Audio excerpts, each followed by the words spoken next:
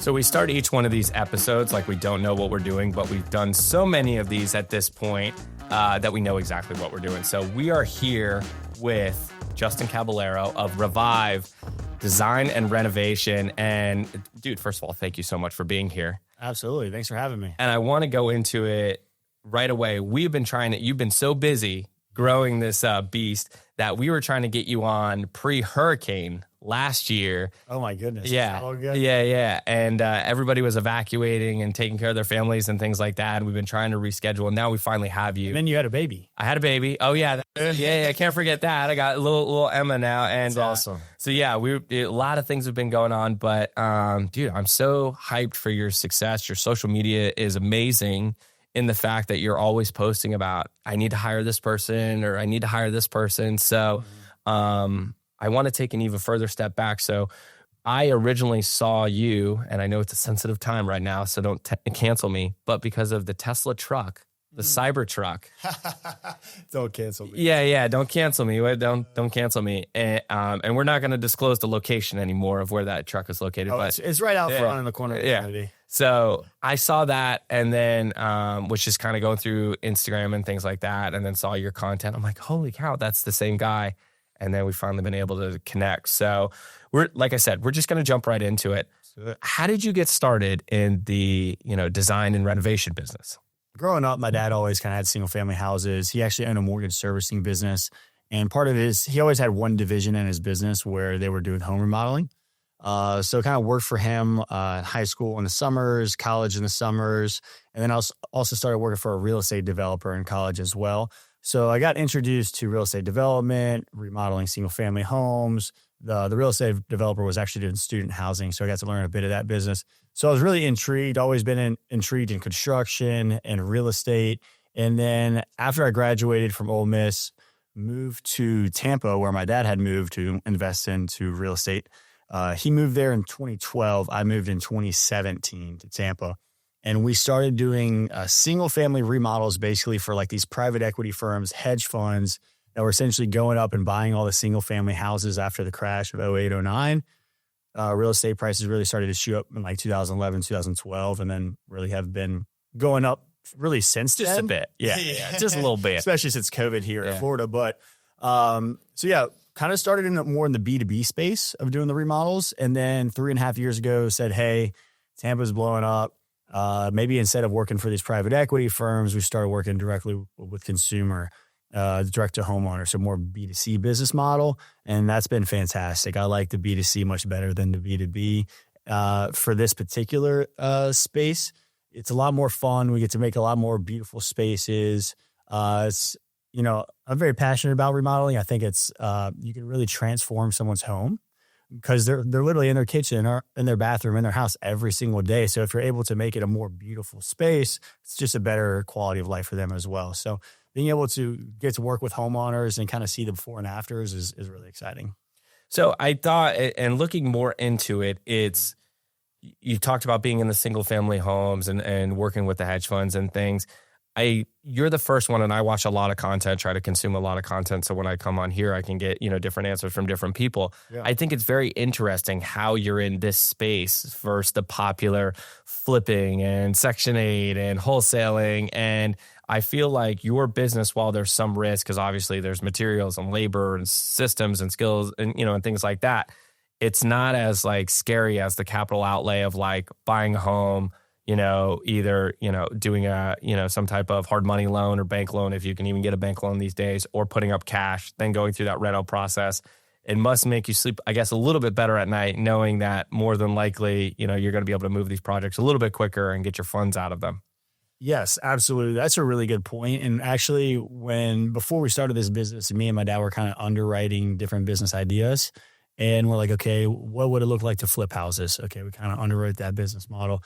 All right, well, there's a lot of risk in that. If the market turns, which it kind of has a bit for single-family homes as far as the home values a bit here in Tampa and really across the country. Tampa's a little bit more isolated. Yeah. But, we just looked at the business and said, hey, it makes more sense. Like, customers pay us, then we do the work. They pay us, then we do the work.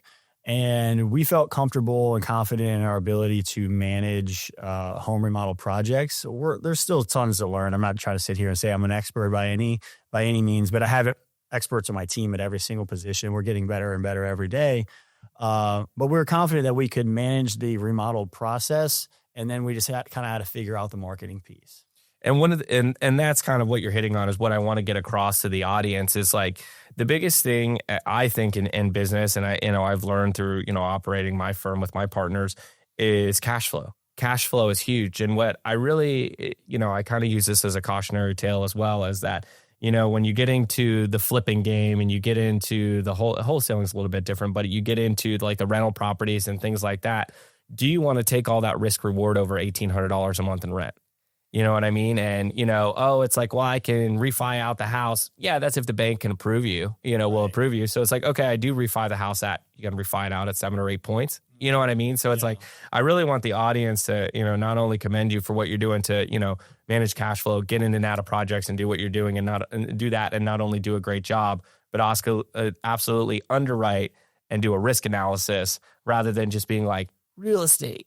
Because that's all the social media posts and all this is, I can teach you how to flip. And it's like, yeah, you can teach me how to like pick a house, but you're not with me for the next 10 years when I got to collect rent, have to make repairs, have to do all these other things. Yeah. But just on that note, I don't want to make it sound easy because it's definitely I'm not saying, easy. Oh no. I can only imagine there's a lot of emotion that goes into somebody put in a large investment and then their house being, a little dysfunctional because they can't use their kitchen for 2 months or can't use their master bath for a month or whatever the case may be. So handling the emotions and the process of that, and then just all the logistics of doing remodels. Like I always say there's like 100 step points from the first time we come out and give you an estimate to finishing the project.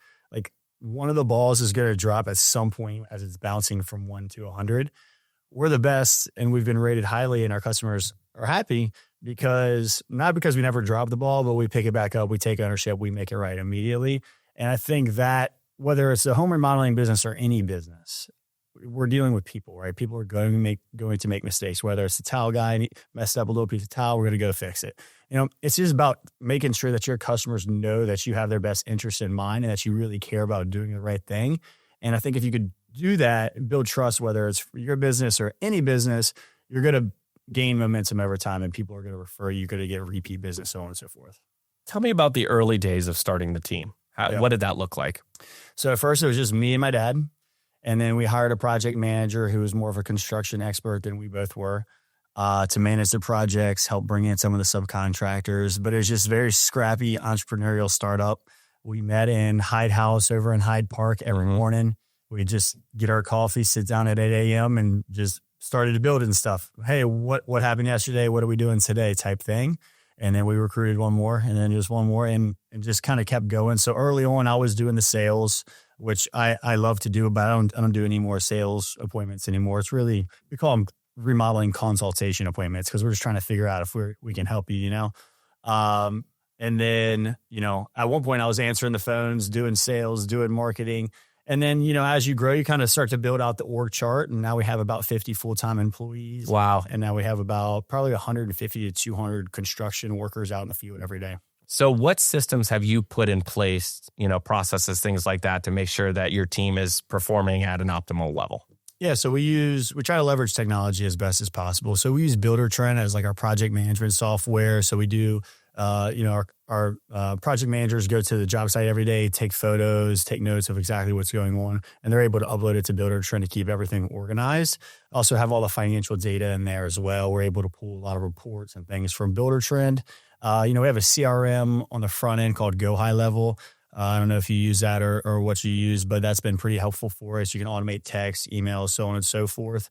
One thing I'm really excited about is over the next 2-3 years, I want to build out our own software. Mm-hmm. So we actually just hired a really small flavor. Yeah. What is it, SaaS or whatever? Yeah. Yeah. So we're just going to build what makes our business better. And then, in 3 years, if other remodelers find that interesting too, then I'd be happy to sell it to them too. But I just hired a girl who's getting her master's in artificial intelligence. She's nice, wicked smart, like coder, data engineer, systems type of girl. So she's been working with us part-time for a few months, starts full-time in June. So that's going to be one of her projects.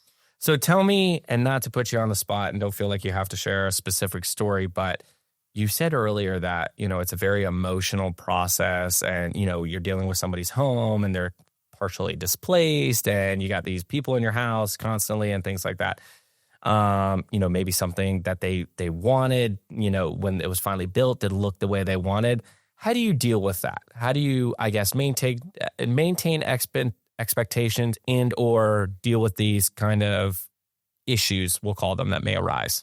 Yeah, absolutely. So expectations is a key word that you just said. So throughout the entire project, I actually have like a project expectations, I guess like a 2-pager that the sales team and the project manager go over 2 to 3 times throughout the process before we even start the construction of like, hey, here's how it's going to go. Susan, remember, we talked about this. Remember, the bathroom does take 6 weeks for this particular type of remodel, right? So exactly. So we actually have them initial next to it twice. And remember, you wanted that shade of turquoise. We told you that. They sign off on everything. We go over everything. And look, everyone's, our customers are predominantly busy professionals. Of course. Right? I forget things all the time. I might sign off on something and be like, oh, well, even if I did sign off on it, I don't like it. So at the end of the day, I always just try to make it right by our customers. For instance, like somebody picked out a shade of tile that they really didn't like. Okay, well, we can certainly replace that for you, but here's the cost. And then if it's ever like a 50-50 ball where it's like, okay, it could be like a little bit of our fault, or even if it's like 10% our fault, I just say we're taking care of it. Yeah. Because at the end of the day, building that long-term customer and that fan of Revive is more important than $2,000, $5,000, even $10,000 on any particular one job. So again, if it's like even slightly our fault, I take care of it. Because at the end of the day, I want to make sure that customer's happy. Our average job size is like $150,000. So, I mean, how much is a repeat customer worth for us? It's a lot. Mm-hmm. Yeah, no, of course. And if it costs you, ergo 1% to get that happiness, get that 5-star review, get that testimonial, get that referral. And that's what I try to implore on my people as well, is that, you have to go into every situation as a problem solver and a fixer, and to bring, you're not going to be able to say yes to everything. Of course, not at all. Right. But if it's something in your control or something that you can bring to me that I could remedy, then let's do that. Yeah. It's not as much as balls and strikes these days. People don't operate like that. And I've talked, my father was in business for many years and just retired recently. And what did he do? He was in real estate. So Okay. he built 600 discount auto parts. He was in-house for them. Yeah. And then most recently was with Xerox and one of their subsidiaries leasing office buildings throughout the country. Nice. So I was very used to that mantra of stuff's going to happen. It's real estate. Sure. Yeah. So Things pop up, even if you have the perfect game plan. yeah, I mean, I remember a story, him telling me about, they bought a piece of property from some elderly lady in Miami Lakes. This was in like the 80s. They closed the deal, paid the lady handsomely, got the property. Lady's like, yeah, I'm not leaving. Oh my goodness. So they're like, how? And I was like, so how did you handle that one? And he's like, carefully. I mean, we had to pay her more to get out, but Oh goodness. they go, we didn't want to hit the papers for trying to kick out some old, local department store or auto parts store trying to kick out old lady. But yeah, there's always going to be stuff that comes up. And the biggest thing I also tell people is try not to take things personally. People are going to have bad days. Yes. You're often, we deal with injured people. You deal with stressed, busy professionals. People are going to call upset sometimes, and that's okay. And you get through it. Kind of moving on to mindset, and I always like to deep dive into this. What keeps you motivated? What keeps you going? I've always been super motivational. I think I've got that from my mom. My mom always had like the cheesy, like motivational sayings like all over her house. I think that's a mom thing. Yeah. That too. Yeah, that's awesome. Well, it's good because, I think it's consistently trying to feed your subconscious what you want, right? So I have my goals on my mirror. I have it on my fridge. I have it on my phone lock screen. So I'm just consistently trying to look at my goals and just like little gentle reminders of like, hey, this is how I want to live.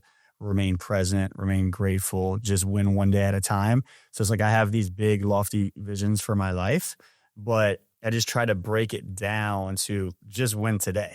Mm-hmm. Just win today. Granular. I'm always just focused on winning today. What does my calendar look like today, tomorrow? How can I optimize that? Am I using my time best. And I'm always trying to look at, all right, not only my time, but also my energy. So like, what do I need to be doing to maintain high energy?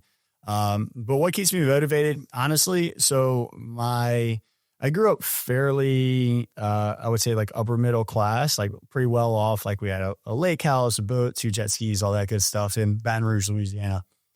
Upper middle class in Baton Rouge, Louisiana is probably like middle class in Tampa. But we lived a very good life, went to good schools, all that. And then my parents were divorced. So my mom, I saw her more like struggling with finances. So like when I would go to my mom's every other weekend, I would see her like crying over rent. I remember her crying at Christmas. And that just like really, like I always knew I wanted this and not this. And I never wanted to see, anyone that I loved ever struggle over finances. So I knew from like 10, 11, 12 years old, I was like, I'm going to work hard and make sure that I'm financially stable. So that's a big motivating factor for me, is to always be able to provide for those people that I love. That's one big thing for me. And another is just, I would hate to get to the end of my life and wonder what if. I believe I have a lot of potential. I believe I can do a lot of great things in this world. And it's like, why not just shoot your shot? We have one life. I'm going to fail. I'm going to fail a lot, but that's just part of the process. I always say it's hard to lose if you never quit. I don't know if you read the book Principles by Ray Dalio. Have you read that? No, I haven't read that one. Big Ray Dalio fan though. Really? I read his investment book when he was talking about the 4 quadrants and things like that. Yeah. The seasonal investing. I forgot exactly what it was called, but I read that one. He's wicked smart. He's a boss. Yeah. So he's got a little, I guess it's like a graphic. You might have seen it. It's like a loop that goes like this. And it's like, I forget what exactly it is, but it's like you're striving for audacious goals. And then it loops down and says you're failing. And then at the bottom, it says you're learning and you're going back up. And you just go, more audacious goals. And you just keep doing that. So I always have that in my head. Like right now, I feel like I'm on the upper loop right now. Things are just clicking for me right now. I feel like I'm on a high right now. But I know that there's going to be lows coming. But as long as I know, hey, pain plus reflection equals progress, just keep reflecting, keep getting better. And I'm just going to keep that upward loop. So I feel like there's big loops in life, and then there's mini loops, like the little day-to-day BS that pops up as well. So I just try to keep that mentality and keep that perspective as well. And I feel like that helps me a lot. And I'm really glad that you said the things that you said. I agree with all of those. And I want the audience to know when there's a difference. When I asked and you answered it the way I was hoping, there's a difference between motivation and goals. Goals are monetary things a lot of times, and cars and watches and money and et cetera, et cetera. Forget, I almost said the bad word. We don't say bad words on the 99 Cent podcast. Forget, you can plug in another F word, goals. Yeah. You need to get a mindset. And you need to get a motivation, and you need to have something so much deeper than that thing to wake up for every day and to fight the good fight and go forward. So I always say money's just a way of keeping score. So for sure. That's fun to have nice things too. Yeah. Oh, 100%. Yeah. No, enjoy the fruits of your labor. That's, pick up those things along the way. Trophies. Yeah, correct. And those are milestones and things like that. But the biggest thing at the end of the day is you got to create that killer mindset, that killer motivation where it's like, I'm doing this so, I can take care of this person and I can help with this. And, I want to live my life, a certain way and not have any regrets at the end. So That's amazing. What are some of the struggles that you faced? You can talk about them in the beginning of the business, more so where you are now, whatever timeline you would like to pick. But what are some struggles that you've had and overcome? Well, of course, there's individual clients. I mean, we have 128 projects right now, so not all. I don't even know how you sleep. That's gnarly. Good. Yeah, I get it because you got a good team. I take that back. I usually sleep good. Okay, fair enough. Sometimes when there's something wrong in the business, I'm up at 2, 3 a.m. until I figure it out. That's my MO. Yeah. So like I'll go for a week at a time sometimes where I'm up at 3. Mm-hmm. I'll be in the office like 4:30 working on whatever I got to work on. Mm-hmm. Right now I'm sleeping really good because everything's going pretty good for the most part. I would say there's always one client that we feel is unreasonable, but we just try to work with them as best as possible, 1 or 2 at a time when you have 128. So I feel like it's a decent percentage ratio that we're doing good at. I wouldn't necessarily get into any particulars of pain in the butt clients. One thing that I'm really focused on right now is kind of the transition from like being like a star player to being a great coach. So like I've been reading like Nick Saban's books. I've been reading I just read Coach K's book, talking about how he coached the dream team. I've been trying to find like the top CEOs like Jack Welch. I'm reading his book right now. I'm going to read it on the plane. So I'm trying to figure out, how do I become a better CEO, a better manager of managers? So that's like my next evolution of where I'm at currently, that I wouldn't necessarily say I'm struggling through. I know I have a long way to go, and that excites me. That growth opportunity excites me. I feel like I'm getting better and better. One thing that in the past I was able to just kind of put my head down, when you're a smaller business and you have 3, 5, 10, 15 employees. You can grind differently. You can grind differently. And now I'm learning, hey, I don't just put my head down like pinky blinders and run straight as fast as I can. I have to be tactful with people. I have to learn what motivates them. And to be able to do that, I have to understand who they are, what's important to them, what their triggers are, what their personality is, because everyone's wired differently. So I'm learning the psychology of people.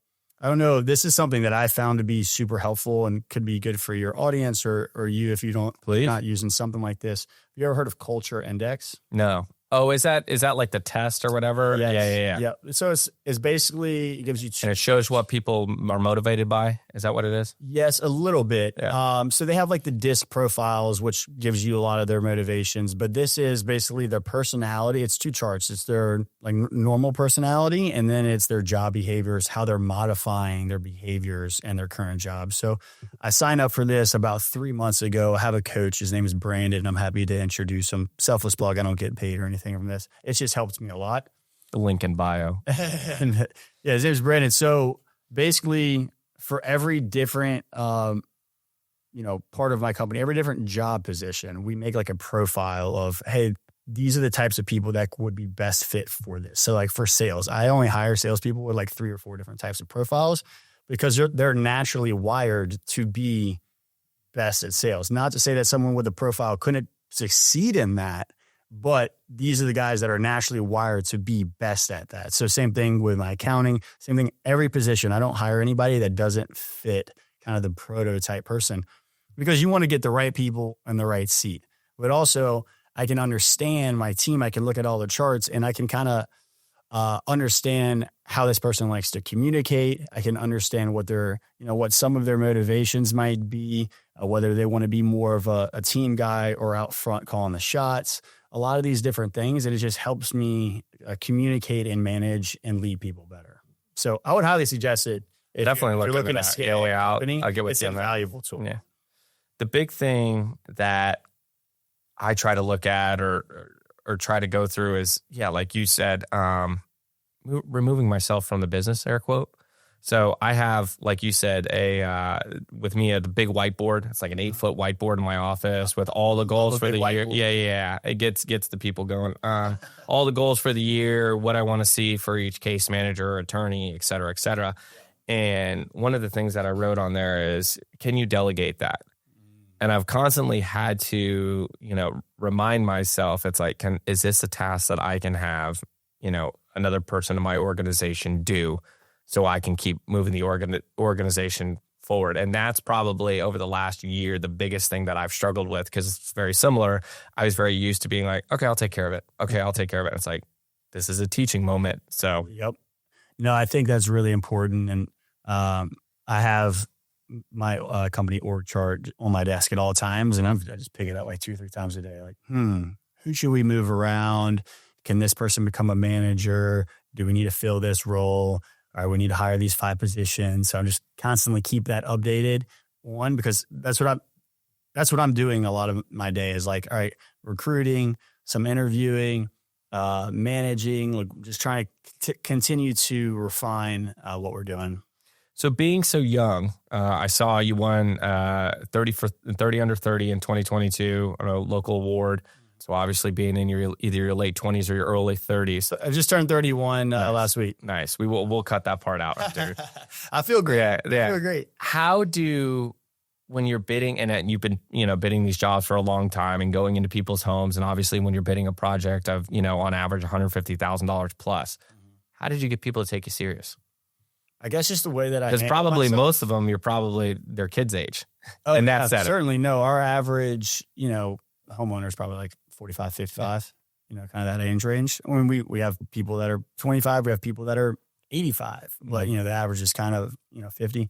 But just speaking intelligently on the product and, giving them confidence. We have a process that we follow that is really good, like kind of sales process, but really I'm just asking them questions, figuring out what's important to them and then showing them what we can do. Right. And then educating them on the process of what does it look like? What are your options? What is our process? Why can you trust us? So it really just comes down to, we have great people and we have a great process that's been iterated over thousands of remodels, and we can point to that. Right. And then we have all the awards that we can point at it. Now we do as well. Early on, it was just me saying, hey, here's the process. You can call me. I'm going to get it done. And, you can trust us. But now we have all the accolades. It's a lot easier. Like our sales team now walks into people's homes, and most of the people have already seen us a few times around town or whatnot. And it's a little bit easier now, I would say. I think you guys did a great job with and I was reviewing your website over the last couple of days, and obviously seeing your social media. You guys have done a great job at creating a brand and two, a reputation. And I love to see all the, and I think people forget about that because they get so busy in the business. Ask for the Google reviews, ask for the testimonials, spend the money on that to properly shoot them, rather than just, iPhone camera. Hey, tell us about the business. Did you like us? Spend the money on real testimonials. That I think really goes a long way, getting the Google reviews, following up on those things. I think that goes the furthest, with building a brand. And I think a lot of people forget about that. They're just like, so fixated on posting the flash and posting, even the finished product, which is great. That's fine. But it's like, talk about how they love the finished product. Like that's what people want to see. So. Well, I appreciate that. We actually just hired our first marketing manager in-house. Oh yeah. Nice. So excited because I know we're just going to go to the next level. I feel like we've done a pretty good job of getting our name out there, but I think we could do even 10 times better with our content and our marketing in general.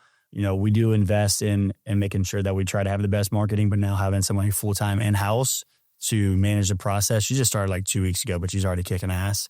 I'm just so excited for what's to come. But yes, Google reviews are very important. So we got 12 5-star Google reviews from customers that we just finished out their projects within the past week. And that makes me so happy. Yeah. Because it says, our sales, Jenna did so good. She came out here and was so friendly and came up with the best game plan. And then Dan managed the project and the designers with this. And just as a business owner, it makes me feel so good that, hey, our customers are super happy. They're willing to take time out of their busy days to leave us a 5-star review with examples of and before and after photos of exactly what it is.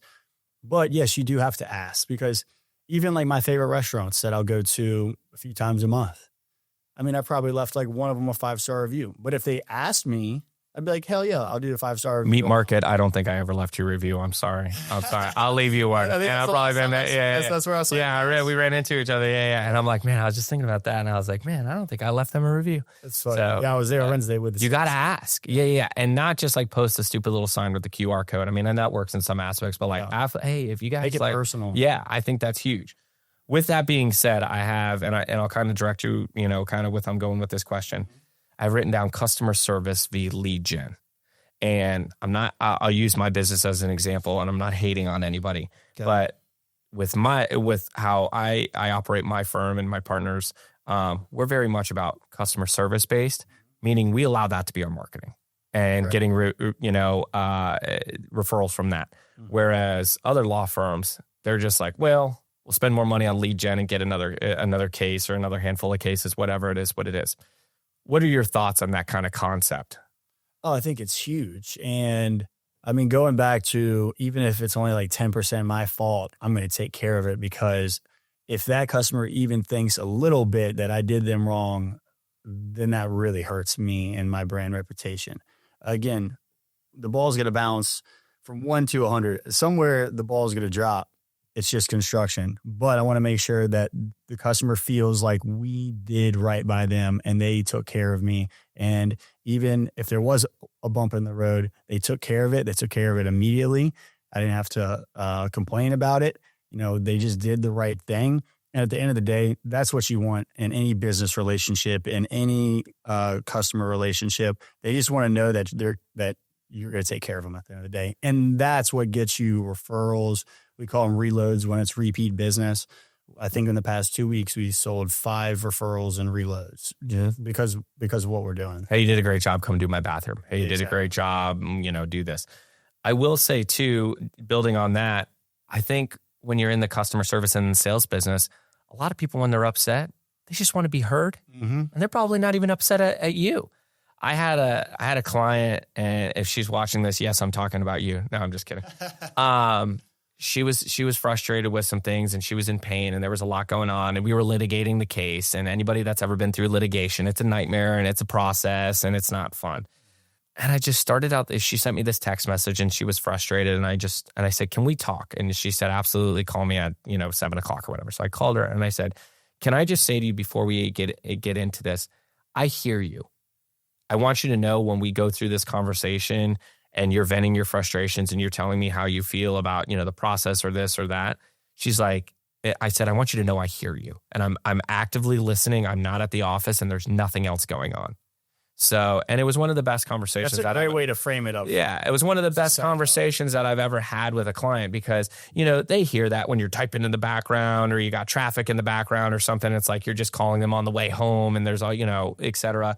When you're really dealing with a, ergo problem, not only go the extra mile to fix it, but actually hear what the person is saying, because that's 80% of it. You know what I mean? Fixing the problem is probably an ancillary thing, but hearing them. Now, if this is a continuation of thing, then that's a different story. This isn't a one size fits all. Right. But like I said, 9 times out of 10, and I'm sure you've noticed it as well, when you listen to people, it takes a lot of the sting out of the conversation. I agree 100%. And that's certainly something that rings true 100% in what we're doing. I have layers of production management now, so I don't really go out to customers' houses too much anymore, just because I'm focused on trying to, really drive growth in the business. But when I used to go out to upset customers' house here or there, I would really, really listen, and I would take notes. And then before I left, I would review everything with them, say, all right, this is going to be the game plan. Here's the timelines attached to those deliverables. Message it out to everyone to make sure everyone's on the same page. And then, you're talking about, you could have somebody 10 out of 10 hot to totally calm, because number 1, you listen to them. Number 2, you came up with a game plan. And number 3, they know that they can trust you at the end of the day to get it done. And that's what, that's what's always has been my go-to of how to handle that problem. I agree. Yeah. Not only, and like you said, not only fixing and listening, but actually being able to take the time to explain to them, this is how I'm going to fix it.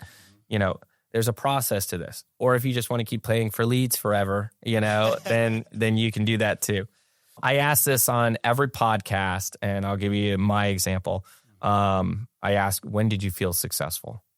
And for me, it was when she was probably my girlfriend / fiance. Now she's my wife. But when we could go to just any restaurant that we wanted to go to and order whatever we want. So if we wanted to get A5 Wagyu, if we wanted to get dessert, we wanted to get drinks, we wanted to get whatever, we could do that. So, and we could obviously take friends and have a good time. So when was the moment where you were like, I'm successful. I've done something?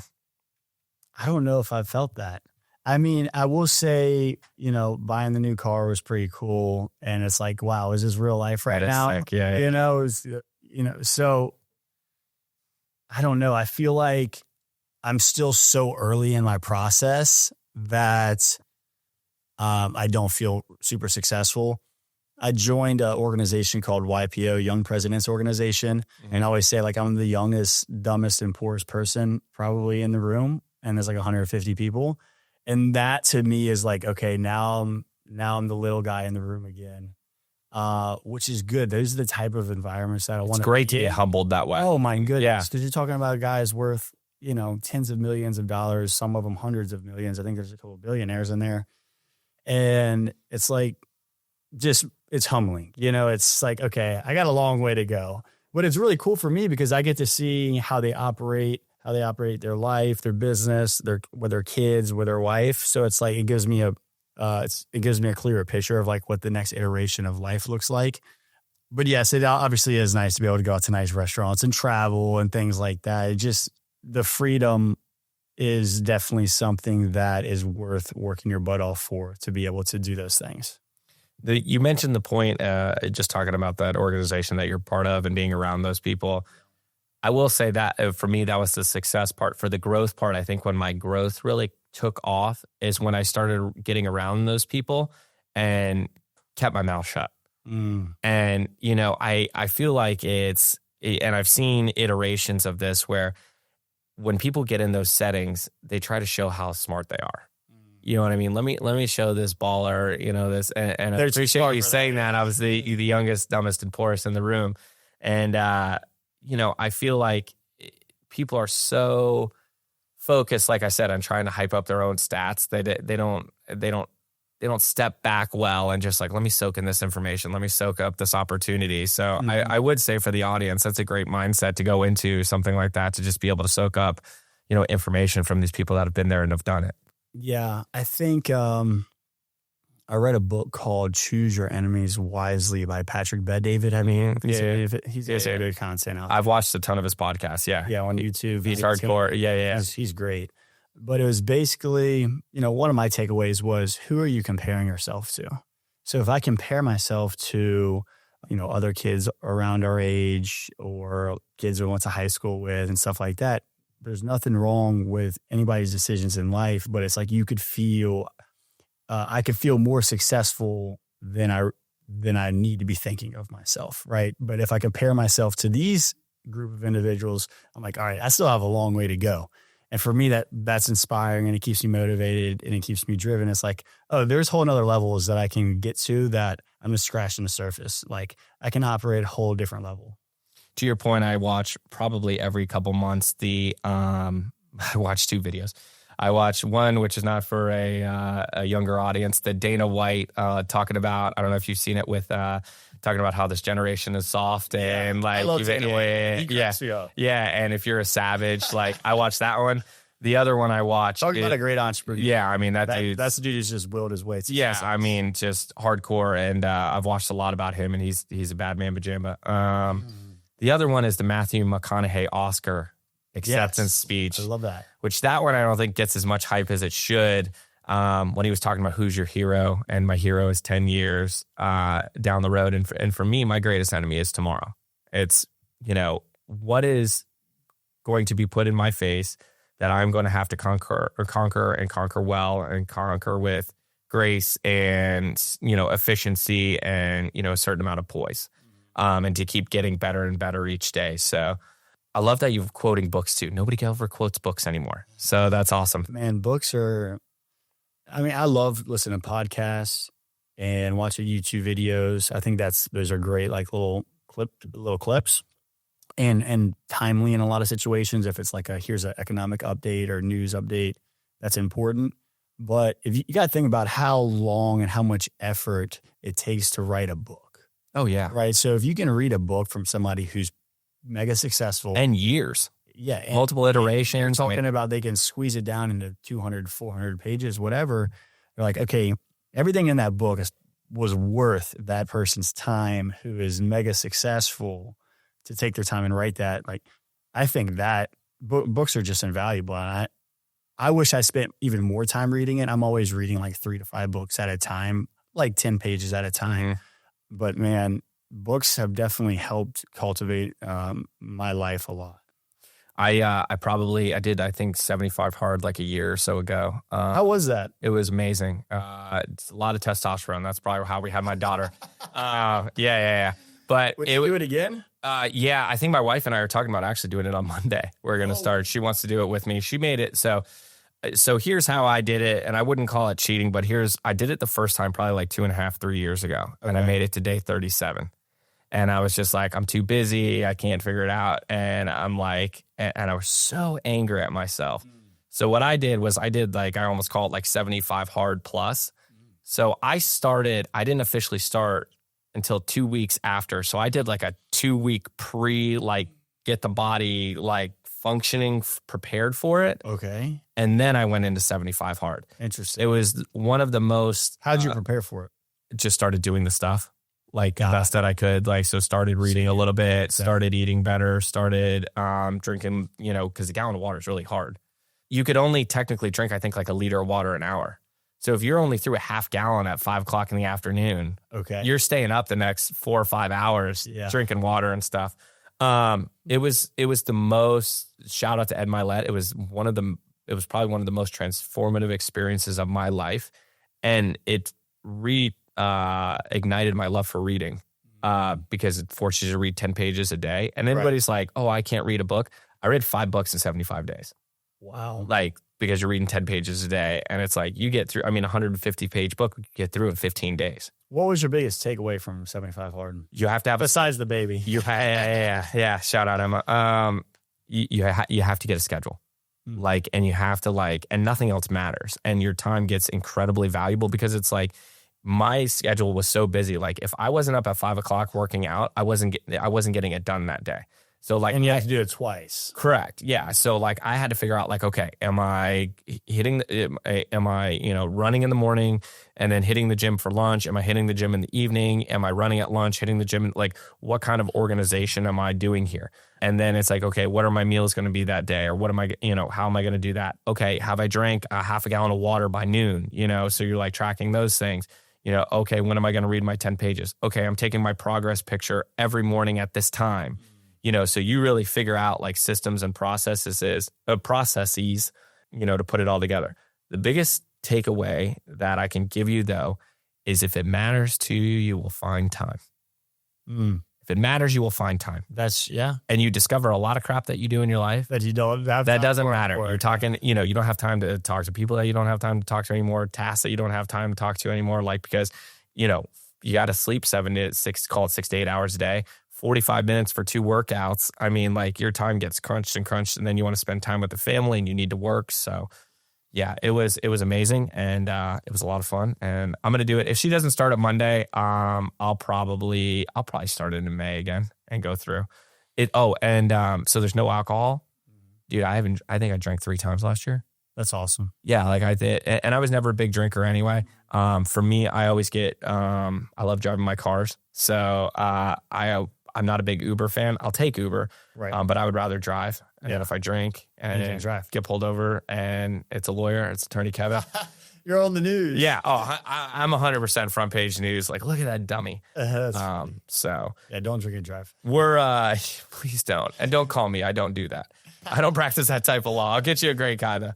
Wrapping up here, what would you tell somebody that's trying to get in the real estate business, trying to get in the construction business, basically? I think one thing people don't do is they don't charge high enough prices in whatever business they're in. Really? Yeah. Don't charge high enough prices, because here's the thing. I built my company based on the value stack that the end consumer told me that they wanted. Anytime there was a pain point, I said, okay, what is this? What's the root cause of this pain point? Okay. Now I got to put a process in place. A lot of times I got to get an expert in that place. So, hey, I want more help with my designs. Okay, now I have to pay really good designers. I could have not so good designers and it will be cheaper. I could have not so good project managers, not so good tile crews, not so good everything, and my price would be much cheaper. But if you want this value stack, which I believe is the best value stack for doing a home remodel, then this is the price associated with it. People think, I can't charge that price. Well, the real thing is you can't charge that price for the value that you're providing, right? So I just reverse engineered what the customer said that they wanted, build that, and then put a fair markup on it. And that's how I run my business.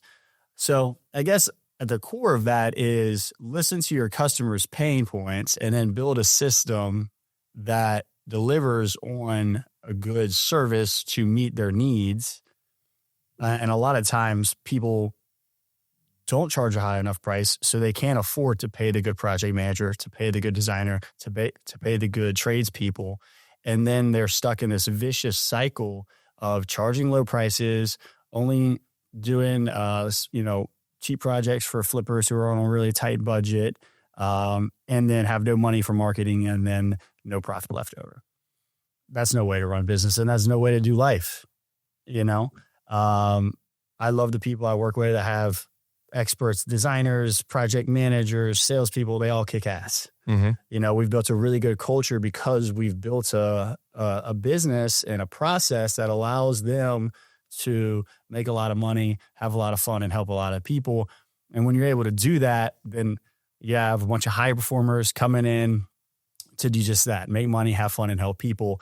And that's a great world to live in. And that's why I'm really excited right now is like, I get to see our sales team kick ass and making a ton of money because they're selling, you know, $5, $6, $7, $8 million per year per person, you know, and then they get to have a kick ass life and go travel to Europe for 2 weeks or be able to put their kids through school and buy them all the nice things. My case manager just went to Europe for 2 weeks. I'm like, man, how much are we paying? Yeah. Hey, I have no problem paying I don't either. a lot. It's like, hey, you're providing value. 100%. Here's the opportunity. Here's the numbers. If you hit these numbers, then you're going to be kicking butt. So I love seeing my team succeed. That gets me more excited than even like how much money I make because I get to see their lives transform over a year, 2 year, 3 year period. And then I feel like that's one of the best things about being as a business owner is being able to give people the opportunities to succeed. Mm-hmm.